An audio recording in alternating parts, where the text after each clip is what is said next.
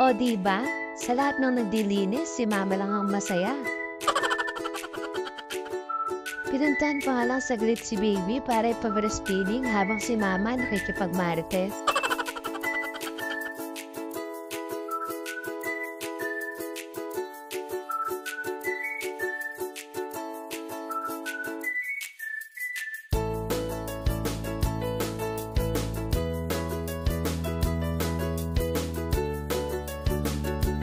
Tignan nyo ang isang to, hindi ko alam kung kailan palas na linisan ni mama to. Araw-araw naman din nga kami naglilinis ng bahay, pero hindi ko alam kung bakit pinapasok pa rin kami ng agyo at alikabok. Huwag na lang kaya kami magbukas ng pinto at bintana.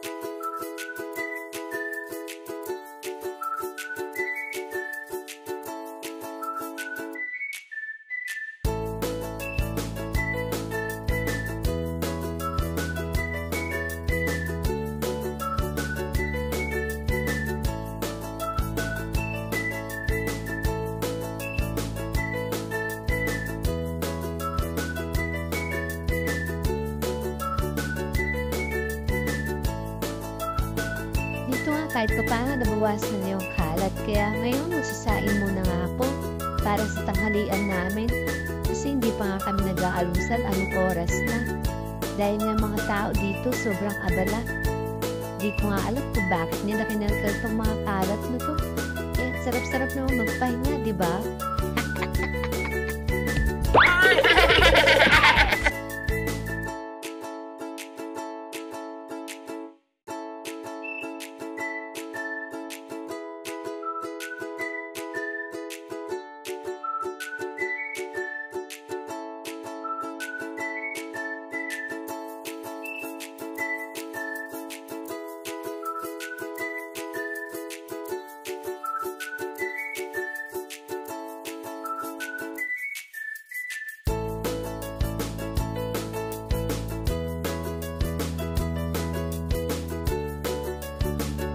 Kahit napagod ka maghapon, pero worth it naman kasi mas masarap magpahinga ngayon dahil mas malinis na yung paligid mo. O diba? Salamat sa panonood!